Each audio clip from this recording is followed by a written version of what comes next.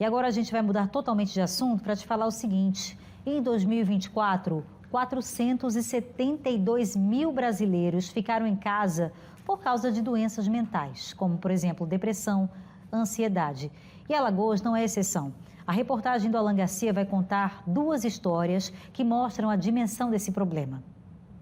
Esse é Joselito Araújo, um professor com medo de entrar numa sala de aula. Hoje eu tenho medo até de me aproximar de alunos, que eu tinha uma certa aproximação com eles, de ouvi-los, de procurar entendê-los.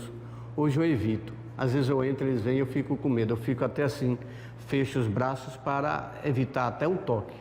E o que aconteceu com esta enfermeira que tentou tirar a própria vida? Eu pensava assim que não tinha como recorrer, porque quando você tá com dor, você toma remédio e aquela dor passa, tipo, questão de minutos, né? No caso da depressão, não. É uma dor sufocante que a cada minuto ela aumenta mais. Você para de sentir prazer nas coisas que você... do seu dia a dia. Eu não sentia prazer em ir pro trabalho, em ter ciclo de amizades, de sair. Eu procurava me isolar. Foi em 2022 quando seu Joselito viveu uma experiência constrangedora na escola onde trabalhava. Na tentativa de impor ordem na sala por causa de um aluno, fez o professor com mais de 30 anos de profissão ser acusado de racista. Foi numa quinta-feira, a terceira aula era minha, primeira minha, né? Que era a terceira aula no horário, e a quarta aula depois do intervalo. Ele ficou no pátio, fazendo o que eu não sei, né? Brincando, e não entrou na minha aula. Quando foi entrar depois do intervalo, eu não deixei. Aí, quando vim embora, assim que cheguei em casa, a diretora ligou, dizendo que era um caso de racismo. Na sexta-feira já colocaram meu nome na delegacia, no Jacintinho, e depois levaram meu nome ao Conselho Tutelar. Ser acusado de um crime que não cometeu fez o professor abandonar a sala de aula. Agora ele vive com medo até mesmo de chegar perto dos alunos. Solução encontrada foi dar expediente no setor administrativo. Psicologicamente eu estou abatido. Quando eu lembro, às vezes vem a emoção, a vontade de chorar, porque não é fácil. Você ser acusado por uma coisa que você não fez. Não é fácil. E você não tem apoio de ninguém. Eu tive o apoio só do Sinteal. A técnica de enfermagem, tão acostumada a dar plantões na ala da pediatria de uma maternidade, quase foi vencida pela depressão. Ninguém reconhecia a colega sempre tão alegre e divertida. Chorava bastante quando chegava no trabalho, várias crises de ansiedade, pedia mesmo para ir para casa. Assim, né? Chegava com meus colegas e dizia que não queria ficar naquele lugar, que não estava feliz, que queria ir para casa. Me sentia acuada, tinha medo de andar no ônibus e foi só piorando. Eu tentando transparecer uma coisa que eu não era. A técnica de enfermagem e o professor Joselito são dois exemplos no meio de uma multidão de brasileiros que adoeceram por causa do trabalho e foram afastados. Ansiedade e depressão são as doenças mais diagnosticadas. Ano passado, 471 mil pessoas tiveram que ser tratadas. Esse foi o maior número nos últimos 10 anos.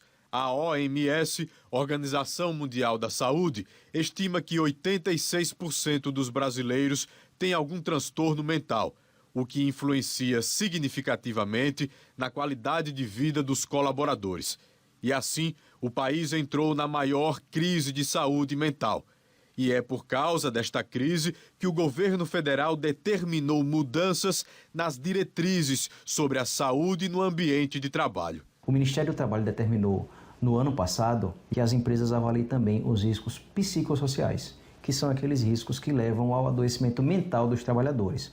A exemplo de cargas, jornada de trabalho excessiva, carga excessiva de trabalho, a exemplo de assédio moral ou assédio sexual, a exemplo de metas inatingíveis que são impostas a esses trabalhadores. Então, todos esses riscos precisam ser avaliados, precisam ser monitorados, se for o caso, criar um plano para diminuí-los no ambiente de trabalho.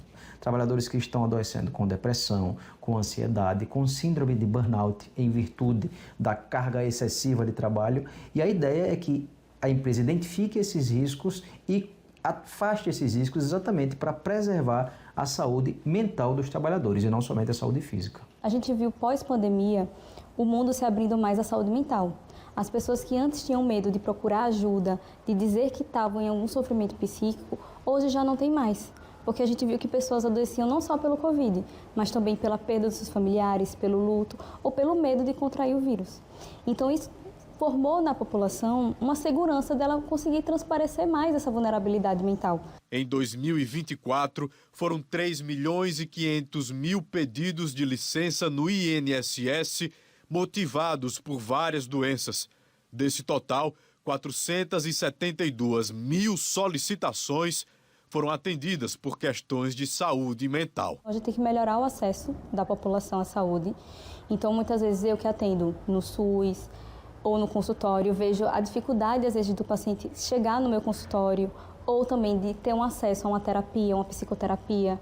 Então, a gente sabe que isso é um ponto importante, o acesso à saúde, mas a gente também tem que melhorar a outra ótica. Dentro do trabalho, dentro daquele ambiente que o paciente está adoecendo, também precisa de mudanças de fiscalização. A gente sabe que tem serviços que tem mais profissionais que são afastados, então a gente precisa ligar o alerta e pensar, poxa, a gente precisa mudar algo nesse ambiente, oferecer terapia aos nossos profissionais, pausas de trabalho, exercícios, total pass que hoje tem de academias, para fortalecer e nutrir a mente dos nossos funcionários para que eles não consigam ser afastados e terem um ambiente de qualidade de vida. Reportagem necessária para falar do assunto e, sobretudo, alertar gestores, a observarem seus colaboradores e sempre encaminharem para um serviço de saúde quando ele já não está mais com o mesmo rendimento, mudou de perfil. Então, é atenção geral, saúde mental importa em qualquer ambiente.